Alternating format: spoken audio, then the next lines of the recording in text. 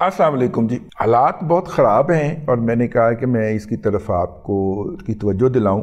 بینظیر بھٹو صاحبہ پاکستان میں آ چکی تھیں اور اگر آپ یاد فرمائیں جو لوگ اس دور کے اندر ہوش میں تھے تو حالات تقریباً وہی تھے جو اس وقت ہیں.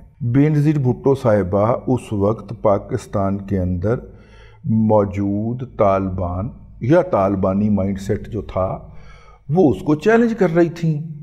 اچھا، اس وقت جو تھے وہ طالبان جو تھے وہ پاکستان کے اداروں کا اسٹریٹجک ایسٹ بنے ہوئے تھے، کیونکہ طالبان کے نام کے اوپر ہم بہت بڑی دہاڑیاں لگا رہے تھے.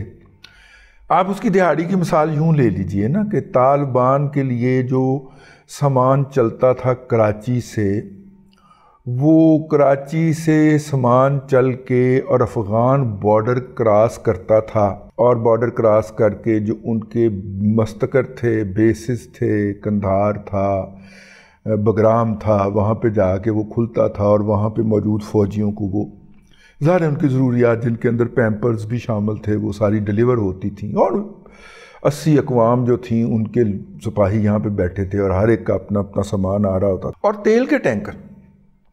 اچھا یار، ان کے اوپر حملہ ہوتا تھا. پہلے تو آپ اس بات کا جائزہ لیں کہ وہ جو کانٹریکٹ تھے، خاص طور پہ نیٹو کے کانٹریکٹر جو تھے ٹرانسپورٹ کے، وہ کون تھے؟ جائزہ لیں نا. پھر بہت بڑے بڑے نام آئیں گے آپ کے سامنے ریٹائر حضرات کے، اور پھر آگے ان کے علاوہ کوئی مال اٹھا ہی نہیں سکتا تھا کراچی سے کابل تک کے لیے، کنٹینرز لے جا ہی نہیں سکتا تھا. اچھا، پھر یہ جو کنٹینر ہوتے تھے یا یہ جو تیل کے باؤزرز ہوتے تھے، افغانستان کے بارڈر سے پہلے پاکستان کے ایریا کے اندر فاٹا کے علاقے میں کوئی چھلاوے آتے تھے، ان کو آگ لگاتے تھے، دھماکے ہوتے تھے، خبر چھپ جاتی تھی. لیکن واقفہ حال یہ بتاتے ہیں کہ اگر وہ تیل کا باؤزر ہے تو اس میں 50 لاکھ لیٹر تیل ہے، تو اس میں سے سارا تیل جو تھا وہ کسی اور میں شفٹ کر لیا جاتا تھا، اور وہ شفٹ کر کے اس کے اندر تو اللہ آپ کا بھلا کرے باقی کو بس 200-300 لیٹر جب اس میں رہ جاتا تو اس کو آگ لگا دی جاتی اور بتایا جاتا کہ یہاں پہ حملہ آور ابھی آئے تھے، حملہ کر کے چلے گئے. ڈرائیور بھی کو بھی کچھ نہ کہتے وہ حملہ آور، اور وہ جل جاتا. ٹھیک ہے، یوں ایک نیا جو ٹرالا ہوتا یا ٹرک ہوتا اس کی انشورنس کلیم کر لی جاتی. ٹھیک ہو گیا. اور وہ جو 50 لاکھ لیٹر جو ہوتا، ظاہر ہے وہ 5 کروڑ کا ہوتا یا 50 کروڑ کا ہوتا، کیا اتنے کا ہی ہوگا؟ ہاں، 5 کروڑ کا جو سامان ہوتا یا 50 لاکھ کا جی چلے سامان ہوتا، کروڑ کا سامان ہوتا، وہ الگ سے سائیڈ پہ کر لیا جاتا. اسی طرح کنٹینرز کے اندر بھی یہی ہوتا. وہ سامان جو تھا، یہ جو ابھی تک گورے کو وہاں انگریز 2008 تک یہ کارروائی ہوئی نا، جس کے بعد 2018 میں چارلیز وار جو ہے، وہ چارلی ولسن کی جو کتاب ہے بش ایٹ وار، وہ آ گئی اور اس نے بتایا کہ ہمارے ساتھ کیا کیا ہینڈ ہو رہے ہیں. اور امریکن کو بائی دا وے پتہ تھا، ان کے اندر یہ واقعات لکھے ہوئے ہیں. میں کو اپنے پاس سے تھوڑی کہہ رہا ہوں، ہم نے تو پھر کاؤنٹر جب چیک کروایا فیلڈ میں موجود لوگوں سے، انہوں نے کہا بالکل ایسا ہی ہوتا ہے. وہ ابھی تک وہ اتنا مال لوٹا ہوا ہے، وہ ابھی تک ختم نہیں ہو رہا. یہ ہمارے گھر کے راستے میں لاہور میں بھی ایک صاحب جو ہیں وہ مال غنیمت کا مال بیچ رہے ہوتے ہیں. ایڈی لمبی داڑھی رکھی ہوئی ہے بھائی نے، بس گوڈے تو ذرا تھوڑی تھوڑی تھلے شلوار ہوں دی ہوتی. ٹھیک ہے، اور وہ جناب مال غنیمت کا سامان، چوری شدہ سامان جو ہے، میں انہوں نے کیا تو چوری شدہ سامان بیچن جو بابا میرے پیچھے چوری پہ گئے لے کے پہ آئے. میں کہا بابا جی تو اسی طرح دوزخ ہی جانا ہے، آپ چوری شدہ سامان بیچ رہے ہیں، مال غنیمت کا مال تو نہیں. مال غنیمت جو ہوتا ہے وہ میدان میں چن کے جمع کر کے بیت المال میں جمع ہوتا ہے. اگر میدان میں مال غنیمت ہاتھ آتا ہے تو بیت المال میں جاتا ہے، وہ تیری دکان تے نہیں آنا. بابیا بابا میں نے چوری چوک کے باقاعدہ پہ گیا، رافضی آ گیا انہوں اتھوں کڈو. مذہب بھی بیچنے کے لیے بیٹھے ہوئے. ٹھیک ہے، اور کوئی نہیں پکڑتا اس بابے کو، کوئی نہیں پوچھتا بابا ہے چوری نہ مال کے تو لے کے آیا، یا تم نے بیت المال سے چوری کیا ہے، نمبر 1. ٹھیک ہے، تو خیر یہ جو تھا یہ سلسلہ تھا. کہنے کا مطلب یہ ہے کہ اس وقت بھی مطلب کہ جو سچویشن تھی اب ظاہر ہے یہ والی سچویشن تو ویسے نہیں ہے، لیکن بینظیر بھٹو صاحبہ جو تھیں وہ آئیں اس سچویشن کے اندر. طالبان اس وقت بھی سٹنگ گورنمنٹ کے خلاف تھے، Taliban plus T T P. اس وقت بھی Taliban plus T T P جو ہیں وہ عمران کی محبت میں مرے جا رہے ہیں. اور اگر یہ جو کیا نام ہے ان کا، حقانی صاحب جو ہیں، جو کہ ان کے وزیر داخلہ ہیں، ان کا آج بیان نہ آتا تو باقی جو ماشاءاللہ پرائم منسٹر صاحب ہیں وہاں کے یا وزیر دفاع ہیں، وہ تو باتوں کو بہت اوپر تک لے گئے تھے نا. ٹھیک ہے، اب حقانی صاحب نے تھوڑا سا اس کے اندر تیل شل لگایا ہے کہ پاکستان کو تھوڑا سا تحمل سے کام لینا چاہیے. چلیں نرم الفاظ میں آیا تو ہم بھی کہیں گے آپ بھی اپنی زبانوں کو ذرا لگام دے لیں. ٹھیک ہے، اور خیر یہ اپنی جگہ کے اوپر یہ بات اچھی ہے، لیکن اس وقت بھی خلاف تھے، اس وقت بھی خلاف ہیں. تو نتیجے میں طور پہ کیا ہوا تھا، بینظیر بھٹو صاحبہ پہ پہلا حملہ ہوا تھا اور دوسرے حملے کے اندر انہیں شہید کر دیا گیا تھا. ٹھیک ہے، بینظیر بھٹو سے میرا بہت زیادہ نظریاتی اختلاف ہو سکتا ہے، اور آخری کتاب جو انہوں نے لکھی ہے، اور مطلب کہ وہ کتاب جو ہے میرا اس سے شدید اختلاف ہے. اس کے اندر انہوں نے حقائق کے خلاف باتیں درج کی ہیں، اور انہیں یہ نہیں پتہ کہ جماعت الدعویٰ کون ہے، جماعت اسلامی کون ہے. انہوں نے ان کو آپس میں، اور حرکت الانصار کون ہے. انہیں یہ نہیں پتا کہ کشمیر کے اندر لڑنے والے گروپ کون سے ہیں اور افغانستان میں لڑنے والے گروپ کون سے ہیں. اتنی زیادہ بے خبری ہے کہ ایکس پرائم منسٹر کو نہیں ہونی چاہیے. لیکن بہرحال انہوں نے اپنا خون دے کے اپنی ان تمام جو نظری غلطیاں تھیں، میں یہ کہتا ہوں کہ کسی اور نے وہ کتاب ان کے لیے پراکسی رائٹر کے طور پہ لکھی ہوگی، میں یہ کہہ کے آگے بڑھنا چاہ رہا ہوں. تو جس نے لکھی ہوگی وہ ایک جاہل مطلق شخص ہوگا، تو اس لیے میں اس کے اوپر مزید تبصرہ نہیں کرتا. جسے بنیادی حقائق کے اندر فرق کرنے کی توفیق نہیں ہوئی. لیکن یہ بات نہیں، میں نے یہ اتنی جو لایانی قسم کا انٹرو باندھا ہے، اس کی وجہ یہ ہے کہ بہت سارے احباب نے اس بات کے اوپر تبصرہ کرنا شروع کیا کہ میاں نواز شریف صاحب جو ہیں وہ چپ کر کے آگے بیٹھ گئے، اور صرف یہ بیان آیا ہے ان کا کہ جناب 10 نومبر سے وہ نکلیں گے میس کانٹیکٹ موو کے لیے، میس کانٹیکٹ کے لیے. اچھا، حالات وہی ہیں تقریباً جو بینظیر بھٹو صاحبہ کے وقت تھے. تھریٹ ہیں مختلف قسم کے.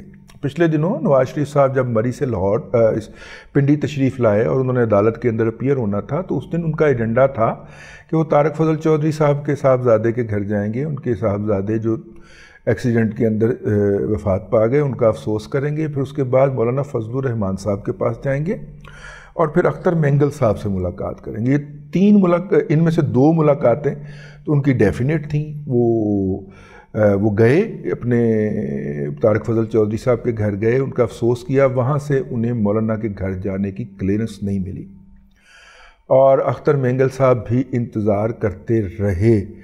وہ کافی گھنٹے انہوں نے انتظار کیا ہے. کوئی افریدی صاحب ہیں، ان کے رہ چکے ہیں سینیٹر فاٹا سے، ان کے فارم ہاؤس پہ جا کے، اور ان کو کلیئرنس نہیں ملی تو پھر وہ وہاں سے سیدھا لاہور آ گئے. اب ادارے ان سے کھیل رہے ہیں یا واقعی تھریٹ ہے؟ میری اطلاع کے مطابق تو ان کو واقعی تھریٹ ہے. تو اگر ان کو تھریٹ ہے تو ہو سکتا ہے کہ وہ 10 نومبر کو بھی اپنے گھر سے نکل نہ پائیں. بہت نازک صورتحال ہے.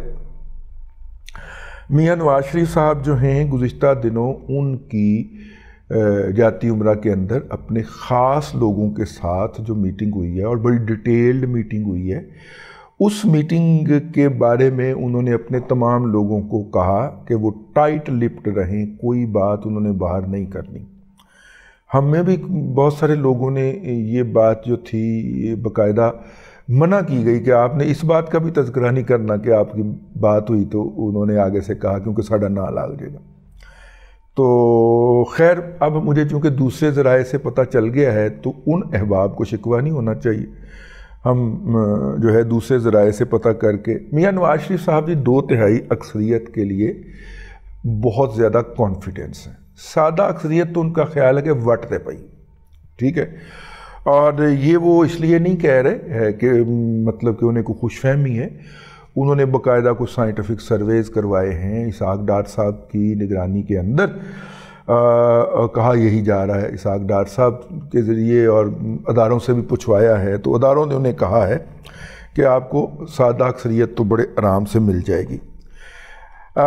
ان کے اس کانفیڈنس کو شیک کرنے کے لیے گزشتہ دنوں جناب سہیل وڑائچ صاحب جو تھے ان کے ذریعے ایک خبر چھپوائی گئی کہ پنجاب حکومت کیئر ٹیکر جن کے اندر وزیر تعلیم جو ہیں وہ ان کے سالہ پاک ہیں، سالوں کا بڑا مقام ہوتا ہے بھائی جان زندگی کے اندر، اگر آپ نے گھر کے اندر رکھنی ہے تو پھر اس گورنمنٹ کے اندر سے خبر نکالی سہیل وڑائچ صاحب نے، اور انہوں نے فرمایا کہ جناب کی فرمایا تو چلتے میں آیا، انہوں نے فرمایا کہ جناب پنجاب حکومت کی رپورٹ ہے کہ پی ایم ایل این کو پنجاب میں سے 80 کے قریب سیٹیں ملیں گی۔ یہ بنیادی طور پہ جسے کہنا چاہیے کہ ایجنڈا نیوز ہے۔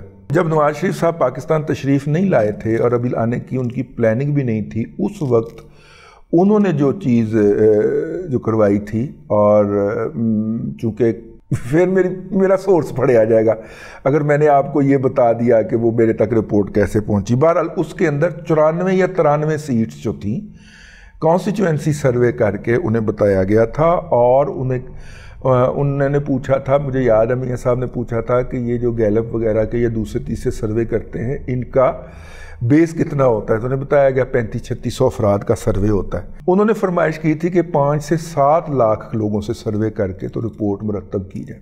پارٹی نے ہمیں یہی بتایا، ہمارے سورس نے، یعنی کہ تو وہ کر کے تو جب وہ رپورٹ ان تک پہنچی تو وہ یہی تھی کہ جناب 93 یا 94 سیٹیں ہوں گی آپ کی بنیادی نا۔